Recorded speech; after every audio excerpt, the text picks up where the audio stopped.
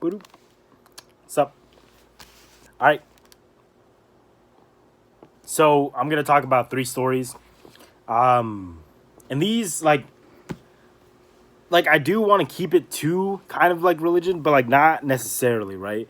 So when I say things like faith, hope, and love, for a lot of people when they hear things like faith, they kind of use it in a different way. But faith, when I kind of talk about it, it's like trust, right? And it's trust that is based on good faith, right? That's a stupid way to put it. But it's like when you trust somebody, it's not easy to do that, obviously, especially if you're a person that has been lied to, things have happened. And, like, it doesn't even have to be something negative. It could just be like anything causes somebody to lose their trust in another person. Right? Like, I'm not the most trusting person, but I recognize that in myself and I try to be more trusting. Why? There's a lot of negatives to being trusting. A very trusting person. Plenty. It could lead to, I mean, I could go on about like a bunch of examples, but I think people can name them for themselves. It's like just idolatry, where people just like kind of like, oh, like this person's so fantastic, where they get their heart broken, where they're just gullible, and I'm aware of all those like downfalls. But that's like, it's life, it's like you make your choices and there's always going to be negative consequences to it. Everybody knows that there's always pros and cons to what you do. No decision is ever going to be perfect if you make it, right? I argue that like through God is perfect in everything that he does to us and for us. But the decisions that you make and the consequences that are going to result are usually because of other people. Like the consequences you're gonna have to deal with, like how that's gonna affect other people and how other people's choices are gonna affect the choice that you made. And also, sorry, I'm trying to find this. And also, yeah, your own problems. Like who you are as a person is going to result in certain consequences by making a decision. So every other decision that has nothing to do with this choice that you're making right now is going to affect those results, right? So, it's like you can't do things in a vacuum. It's just not how it works in life. So trusting, like I was talking about, I'm trying to be a more trusting person. It's not easy. People can say all the time that, oh, I trust you. That doesn't mean anything. It can mean as much as your word means, and your word might mean a lot, but it has to go further than that, right? To trust somebody can't be just something you say, but also something that you are, a trusting person. You trust people. It's like also an action. I trust you. Like those words don't mean anything unless they're substantiated by some sort of action. All right? So trust, I'm going to use that interchangeably with faith. For people that are believers, non-believers that want to come to the faith, or just don't and want to like kind of have sort of like an idea of how powerful being trusting can be, right? And what that means, it's like people a lot of times take for granted what trust means. When somebody knows how powerful trust is, like it's unfortunate, but sometimes people can use that to like as a tool of manipulation. It's like somebody really trusts you and you're the kind of person to take advantage of people. You could really use that as a tool to like control somebody, and it's like it can be malevolent. So you have to understand like the power it has. It could also be used for a lot of good. If you trust somebody, fantastic things can happen for you. But trusting is like it has to be something that you earn from somebody else, right? You earn from somebody else in that you've given them good reason to trust you. They can't verify everything that you're saying. They can't completely, like you'll say something and yeah, maybe people have social media, but not everything's on somebody's social media. Not everything you can read in a book and it's going to tell you what this person believes, even if they wrote like everything they want in a journal or whatever. It's like if somebody tells you something and you trust them that you can't verify at all, you believe it. You trust them. You trust them that this is the truth. And trust, yeah, like I was saying, it's not, you have to earn that from somebody. You have to earn, they have to, one, be a trusting person, but also you have to earn their trust by like being the kind of person that can be trusted, right? If like you're not a person that can be trusted, then no, they're not going to trust you. right? I mean, I'm kind of talking in circles here, but it's like a powerful idea. And it's like to have it is profound because not a lot of people know what to do once they have somebody's trust, and also like what that entails, what that means for humanity, and what that means for your life, right? And you can usually distinguish like who your friends are and like who really cares about you by like the trust that you have. It's like it can help you figure out like what means a lot. Because if somebody trusts you or you trust somebody else, like I said, power in the sense like you could do good for the world. You know, you can use this trusting relationship. I say use, you know, kind of loosely, but you can have this trusting relationship and move forward with it.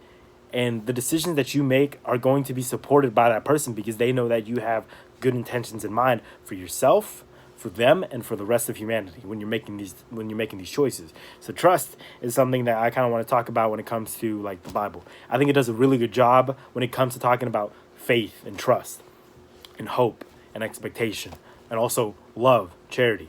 It's like these things that secular or the rest of society doesn't really like talk too much about in depth. Like the Bible, like people talk about it, it's important to people, but the Bible, it's like a huge deal, bro. It's like the whole thing. No, it's like the whole thing. So that's why I think it's important to get these lessons from here. And went off on a rant for like 6 minutes, but I'm gonna get to these verses, right? So right now I'm at Matthew 21:18 through 22, right? So Jesus curses the fig tree. In the morning, when he returned to the city, he was hungry.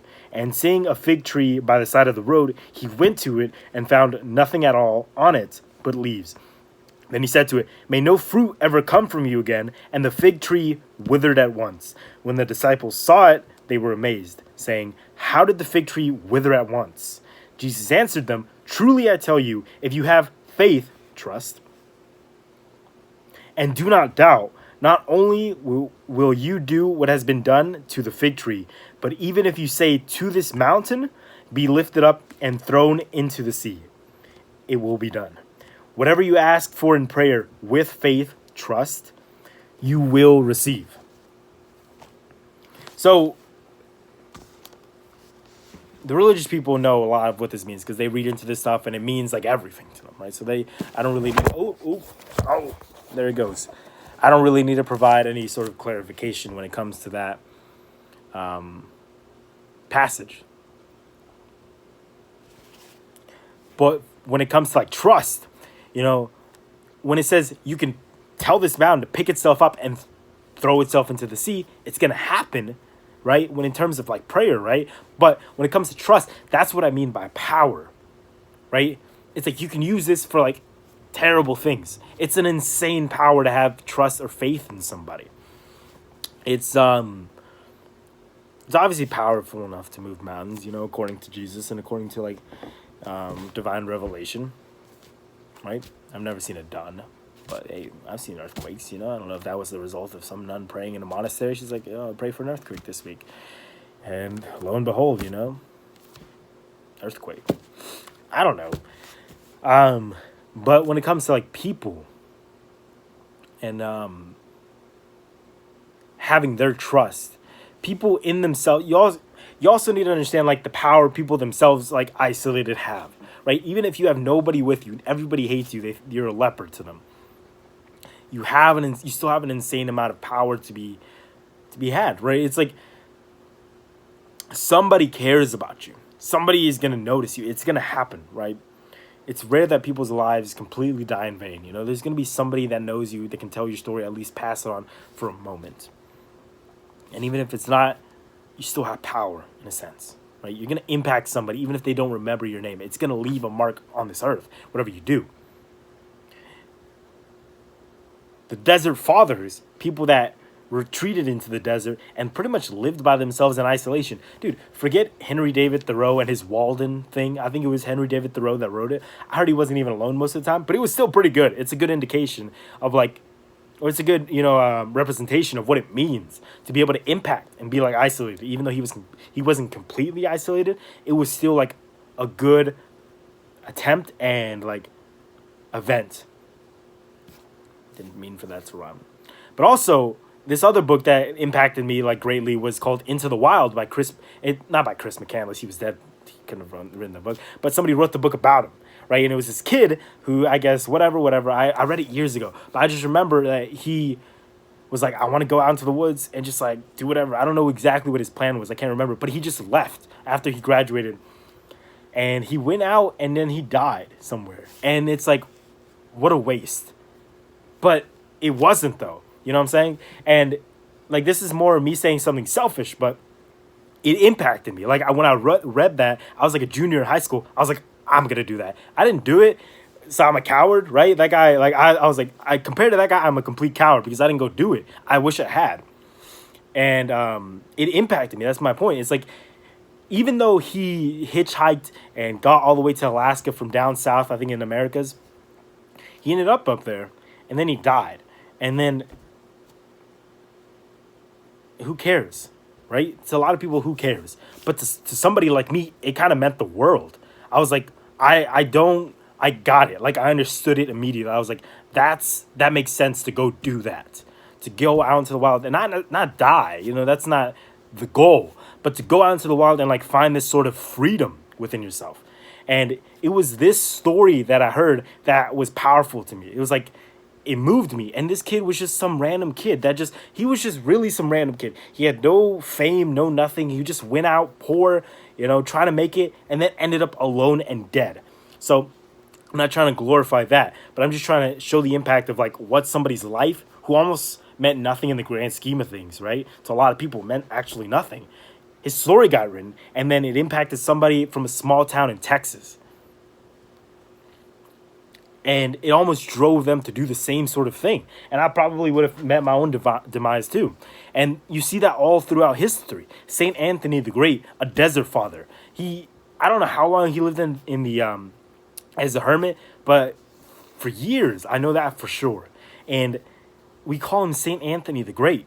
It's like, that's how we revere this kind of person, because of his dedication to just being by himself and reading the scriptures and praying and just providing a lot of wisdom, So it's like understanding that and the power that people have, even if your life to you seems very insignificant and you don't feel like you can have that much of an impact. I know people that have impacted me that they don't think their life is like, oh, it's beautiful, it's fantastic, it's perfect. And no, it's not good to always think that way. There's always it's got to be a good like balance and healthy like perspective on like, I do terrible things, but also I'm great, blah, blah, blah, like that. I've gotten into that in different videos. But there's people, that I know that don't really think much of themselves. They don't really care. They don't want to amount to anything. They don't really want to like go after all this bread and like hustle and just like make their name known by everybody. They don't want that. But whether they like it or not, I'm gonna tell their story after they die. I'm gonna tell their story not after they die, hopefully not. But I'm gonna tell their story for years to people that don't know them. There's people that never met that person that I've told stories about too, And it's like, it can be negative stories, it can be positive stories, but it's like, you're going to be known. So you have that power within yourself, and understanding that can help you understand what it means to have somebody's trust and have that faith. And I'm sorry, like, it sounded like I kind of went off track, but I was trying to make the point that you have a lot of power. And so does like somebody having trust in you and you having trust in somebody else. Right? It's because you can do a lot with that. By yourself, you can't move a mountain. You can't. But with everybody, yeah, of course you could. With God's power, yeah, of course you could. That's what Christians believe. That's what theists believe. It's like this faith. It's this trust. It's this trust in what? I really don't know. It's like this trust in like this person and like them and themselves and like this core. It's like you can't really, it's like really difficult to touch. Like, what exactly are you trusting in this person? Is it their body? Is it their face? Is it their words? Is it who they are? And it's like, that's what's really powerful about it, is that with people, with the trust that you have in God, or the trust that you have in people, it's this faith or this trust in people, that's not based off of complete like verification process. It's like not, segmented like step by step. It's like just this trust, because based off of who what you know about them, you trust them. And with that, anything can be done, right? And like, I'm not trying to be motivational and like, you need to go like, go drink the ocean or something like that. Take a sip. Like an hour it'll all be gone because everybody agreed to do with you. But like, I mean, if that's some stupid example that I can use to prove what my point is, it's like something impossible like that. That's just like, why would they? Why would we do that? It's like that doesn't make any sense, right? It's like you can just look to examples of greatness in the world where like we trusted each other, even in times when like there's been great oppression. It's like if you had trust in other people, there was a power to that. There was the ability to move forward, right? And even if you're alone, you have, like I say, you have God. You can have God to trust in, which feels like almost like a fairy tale to people, or sounds like a fairy tale to people, which is like, sure, you can have that assessment about it, but there's like perfect, because you'll never have perfect trust in somebody, and nobody can ever have perfect trust in you, right? It's gonna like wax and wane at times, and even with God, right? But God has perfect, like I say, God has like that perfect trust and faith in who you are as a person, right? That's why he can never really abandon you. It's like he can never really depart from you, right? It's like you can depart from him, but he can't really ever depart from you. It's like it's always in you. It's like he has this perfect trust because he knows who you are, right? It's like it's you that they're looking at, and it's this power that with people you can do it. You can do anything. You can start a hospital. You can start a business. You can start, like, those are just practical things, right? But you can explore the cosmos. It's like trust, not just in the religious sense, but in just any sense, is insane. And I'm the fig tree, yeah. So let me see. That was Matthew.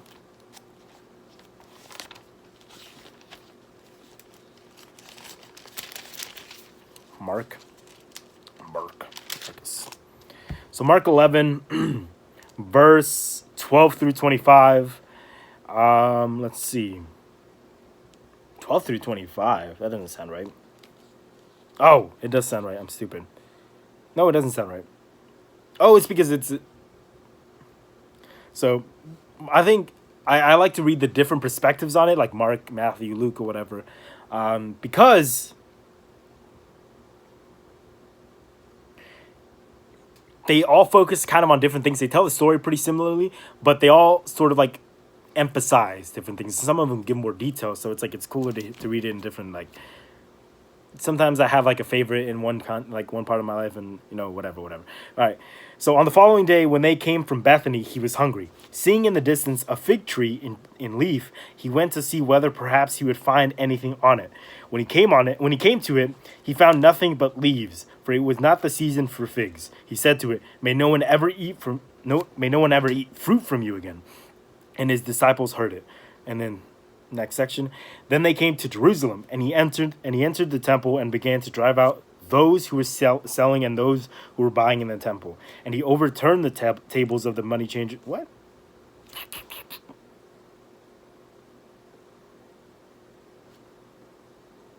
Okay, sure. No, I think we can skip. All right, whatever. I'll say it. He overturned the tables of the money changers and the seats of those who sold doves, and he would not allow anyone to carry anything through the temple. He was teaching and saying, "It is not written, 'My house shall be called a house of prayer for all the nations,' but you have made it a den of robbers." And when the chief priests and the scribes heard it, they kept looking for a way to kill him, for they were afraid of him, because the whole crowd was spellbound by his teaching. And when evening came, Jesus and his disciples went out of the city. That one was just kind of like a little detour, but this is back to the fig tree, I guess. In the morning, as they passed by, they saw the fig tree withered away to its roots. Then Peter remembered and said to him, "Rabbi, look, the fig tree that you cursed has withered." Jesus answered them, "Have faith in God. Truly, truly I tell you, if you say to this mountain, 'Be taken up and thrown into the sea,' and if you do not doubt in your heart, but believe that what you say will come to pass, it will be done for you. So I tell you, whatever you ask for in prayer, believe that you have received it. And it will be yours. Whenever you stand praying, forgive if you have anything against anyone, so that your Father in heaven may also forgive your trespasses." And that was kind of difficult, because like people read that and they want to like ask for like, very material stuff, and sometimes you'll get it. It's like difficult to like talk about unanswered prayers because it's like, what are you supposed to do about that? But when you do get your stuff, you do get what you get, and you're not really expecting it. You can call it chance or whatever, because it might be chance that you just happen to get it. I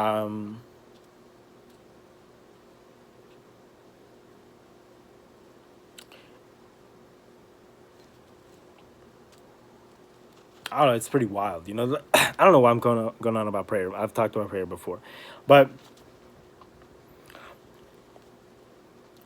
it's I don't know. With people, it's when you ask them something, right, in faith or in trust. Usually, people can see that in you. It's like if you ask somebody for a pencil, they're like, "No, I'm not gonna give you my pencil. This isn't even my favorite pencil, and I'm not gonna give you this pencil. Don't ever look at me again." And that's normal. That happens.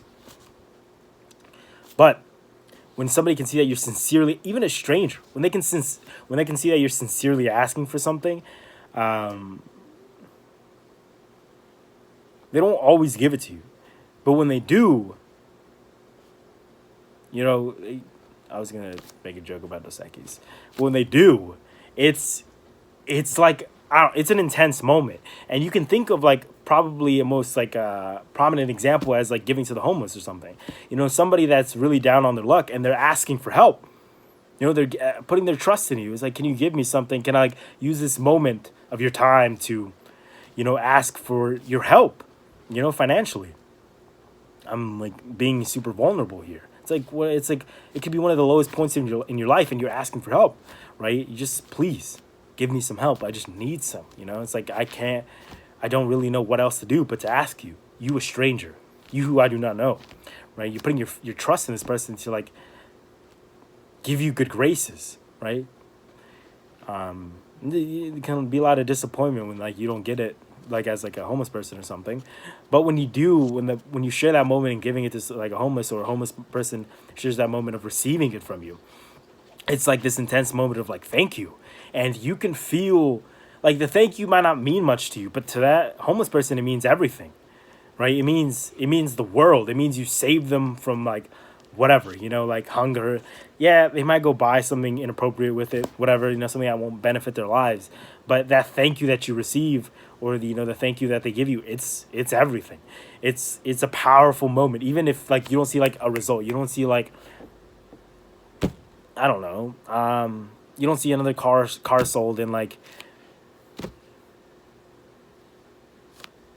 some car dealership. It's like there's not like quantifiable, you see it, but it's just this thank you. It's like, it's powerful and you can feel it, and that's kind of what you seek and what you look for. But it's more of like the authenticity of it. It's like it moves people to sacrifice, things that it wouldn't make sense for them to sacrifice. Like nobody would just like grab $1 and just like throw it out the window, and they're like, good. It's like it doesn't make sense. It's like there's that absence of like authenticity in like that moment. It's just like whatever, It's like nothing happened. There's no power in that moment. But once you give it, oh yeah, there you go. You give it to somebody or they receive it from you. It's like it's different. Things have changed, right? Oh, this is a good example. The blind man. I'm probably gonna finish up pretty soon with this video.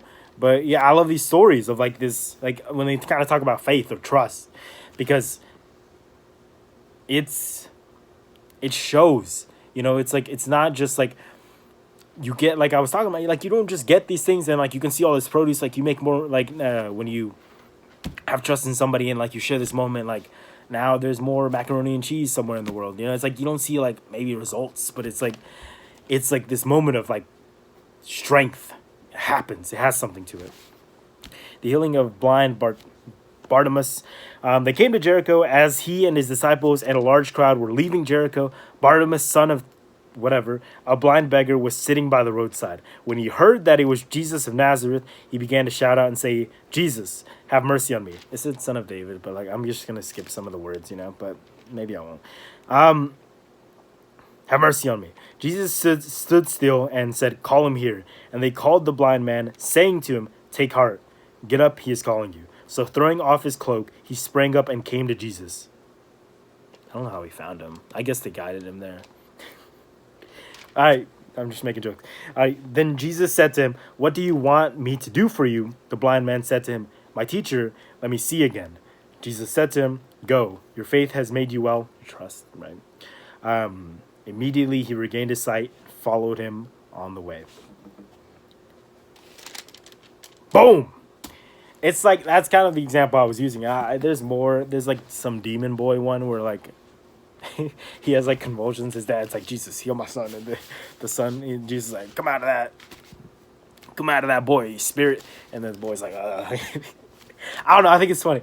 It's some of these stories are a little funny, but it's like, yeah, the faith thing or the trust thing, it's like when you're at your lowest point or you're suffering with something, and you don't even have to be at your lowest point in all areas of your life, so if you're living out on the street, that's probably like, it's probably not just like you don't have money, you don't have like family with you, you don't have support, like a lot of things go wrong, but even if it's only one thing in your life that's just terrible, when you ask somebody for help in that area, that's like an insane moment of faith, an insane moment of trust. Why would this person help you? If you go to like some therapist, or if you go to, I'm not trying, I have my tone, right? I'm not trying to discredit therapists, but you go to a therapist or you go to somebody licensed to help you that has been trained in this area, useful, use it. But if you go to somebody who has no idea, like why would they help you? Especially a stranger, right? To ask them for help. It's a crazy moment of faith. Why would you trust this person? Why wouldn't they just kill you? They could do that. Yeah, they're like, you're like, I have a problem with like eating too many gummy bears, and then this person's like, stab. It's like, it's sad, but it could happen that way. I'm dumb, but for this blind person, they're trying to get Jesus to do exactly what he wants. It's like he's not trying to be like, oh, like I don't know, I'm just like having trouble like speaking sometimes to like my family. They're just like a little like weird and like it's like text message. But no, he cuts straight to the chase. He says, I have trust that what I tell you is going to be what you receive. It's like it's like I'm gonna tell you this, and this is like who I am. Like I trust you for whatever reason. And then his faith saved them, and it's like in these powerful moments, it's like I said in the beginning, like being faithful and being trustful comes with consequences. It does. Because you be faithful to like the wrong thing. You can be trusting and gullible to the wrong thing, and it can mess you up for a long time. But it's a virtue that you want to practice, right? It's a virtue that you want to expose yourself to, right? You can't ask to be like less faithful or to be less not faithful. You want to be more faithful. Like you want to like increase your faithfulness. That's kind of the idea, right? Where it's like, it's a good thing to be that, yes, skepticism is perfectly fine. It has its place. But if you're not a faithful or trusting person, you can't be trusted either. You're not left with much. You're just left with you're left with very little, because if you can only accept what you can absolutely verify, then implications gone, nuance is gone, and so are your relationships, your love with people, because you can't get there if you don't have that with people.